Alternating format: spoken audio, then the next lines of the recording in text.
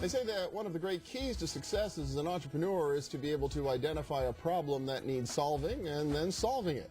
And that certainly describes Haddad-Wylie Industries, a family-owned business that discovered a niche in rooms that weren't clean enough. Now, we're not talking maid service here. We're talking ultra-clean rooms of the kind used in medical research and semiconductor manufacturing. Even better, it's the story of a boomerang, of a Pittsburgh native who brought a new business idea home and grew it into a national business right here.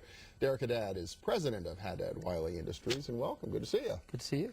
Yeah, I was amazed in doing the background for this segment about how many applications there are for clean room technology in all sorts of industries.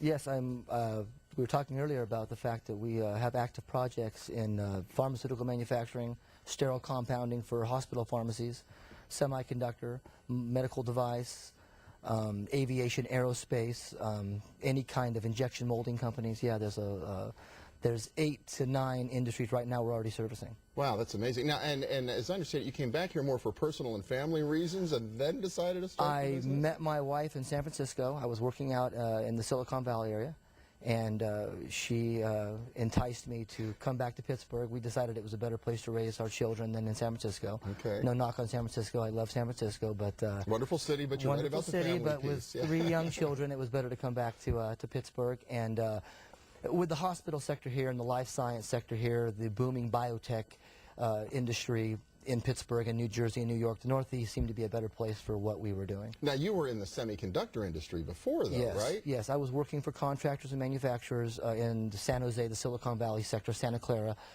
doing work at Intel, Applied Materials, Hewlett-Packard. I spent a couple of years out at Lawrence Livermore Lab doing a Department of Energy project called the NIF facility, and it was basically semiconductor clean room. We discovered relatively quickly that there weren't really any good life science, pharmaceutical, biotech, aseptic style clean rooms available in the marketplace, and most of the semiconductor manufacturing companies were cannibalizing semiconductor systems, which aren't really aseptic. They're more electrostatic dissipative kind of systems, not sterile and clean. Okay, aseptic means truly sterile. Truly sterile, homogeneous, seamless, okay, yeah. cleanable, resistant and resilient to aggressive sanitizing agents, not necessarily static dissipative. Those are really the two differences between the two industries. And with capital expenditures back in the turn of the century, were heavily weighted toward life sciences.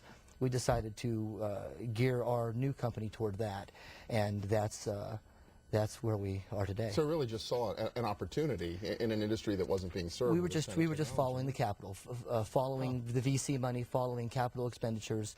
In the process of designing a modular aseptic wall system for the life sciences industry, we got hit over the head with a new mandate called USP 797, which is a federal mandate that requires all sterile compounding to be done in clean room environments. Okay. Basically, every hospital that you go to has a pharmacy, usually on the basement floor, where they're doing sterile preparations, IV, TPN, chemo, and every hospital now in the nation basically is out of compliance if they don't meet USP 797. So that's another opportunity. It was an opportunity where we had to come in and be able to do turnkey design build clean rooms directly for hospitals. And the trick in that is retrofitting this environment into an existing facility. They don't have a lot of real estate to offer, so they have an existing 200 square foot space that needs to be renovated. So you come to Pittsburgh to do this. You have to raise a lot of capital and whatever to get a business like this off the ground. We started the company with $25,000. Wow! And we were naive enough to think we could make it. And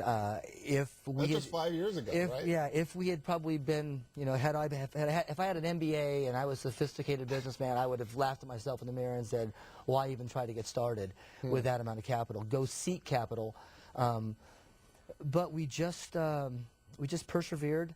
We worked hard, and it took a couple years. We had a year there in the middle of it all to where there was really no revenue. It was R&D. It was going back to the drawing board and figuring out how do we do this. And we went from an OEM manufacturer of a wall system to a construction company that did design, build, consultation, and construction, because we figured we have to be more flexible if we're going to generate the kind of revenue we need to be able to stay alive as a company. And here we are 5 years later now, opening up a division of the company, focusing on product development and distribution, because now we have the revenue in place and the distribution network and sales and marketing team in place to be able to sell OEM products. That's really cool. And selling it all over the country at this Well, point. yeah, we actually have 2 nationwide distribution contracts. One's with Sabic, who is a Saudi Arabian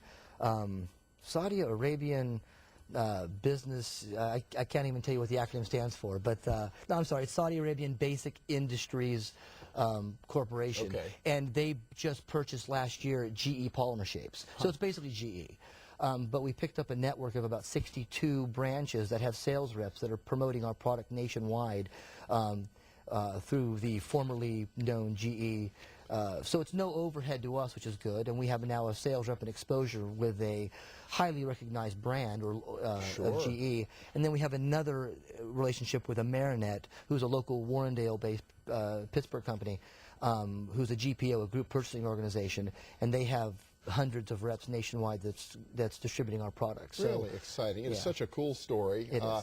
Not everybody needs a clean room, but if they do, how do they find you?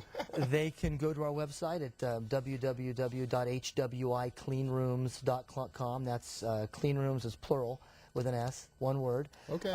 We're locally here in the South Side. We've got a brand new office down by the Steelers facility. Come see us, and we're waiting to see you. Excellent. Well, congratulations. Deric Haddad from Haddad-Wylie Industries. Thank you very Thanks so much. Yeah, You got it. appreciate Take care. And we'll be back in a minute with more of our Regions Business. Stay with us.